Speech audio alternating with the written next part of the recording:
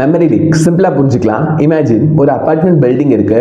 Residents old furnitures like broken chairs, waste boxes, இப்படி use பண்ணாத items எல்லாம் store ரூம்ல வச்சுட்டு இருக்காங்க. ஆனா ப்ராப்ளம் என்னன்னா, யாரும் அதை த்ரோ பண்ண மாட்டாங்க. டெய்லி புது ஐட்டம்ஸ் வந்துட்டே இருக்கு. ஓல்டு யூஸ்லெஸ் ஐட்டம் இன்சைடே இருக்கும். கொஞ்ச நேரத்துல ஸ்டோர் ரூம் ஃபுல் ஆயிடலாம். ஸ்பேஸ் இருக்காது. பில்டிங் மேனேஜ்மெண்ட்டுக்கு ப்ராப்ளம் ஸ்டார்ட் ஆகும். இதுதான் நாம மெமரி லீக் கான்செப்ட்னு சொல்லுவோம். ஜாவாலையும் அதே தான்.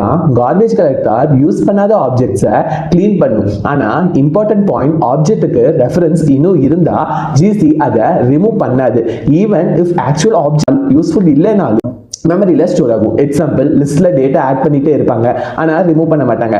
அப்போ மெமரி யூசேஜ் இன்க்ரீஸ் ஆகிட்டே இருக்கும். ரியல் பேக்கெண்ட்ல கேட்ச் கிளியர் பண்ணாம மறக்கிறது, த்ரெட் லோக்கல் கிளீன் பண்ணாம விடுறது, டிபி கனெக்ஷனை க்ளோஸ் பண்ணாம இருக்கிறது, இதெல்லாம் மெமரி லீக்குக்கு காமன் ரீசன். சிம்டம்ஸ் என்னன்னா, மெமரி யூசேஜ் இன்க்ரீஸ் ஆகும், ஃபுல் ஜிசி ஃப்ரீக்வெண்டா வரும், அப்ளிகேஷன் ஸ்லோ ஆகும், சம்டைம்ஸ் அவுட் ஆஃப் மெமரி கூட வரலாம். ஸோ ஃபைனலா மெமரி லீக்னா யூஸ் இல்லாத ஆப்ஜெக்ட்டுக்கு ரெஃபரன்ஸ் இருக்கிறதுனால மெமரியில அன்னெசரியா ஆப்ஜெக்ட் அலைவா இருக்கிறது தான்.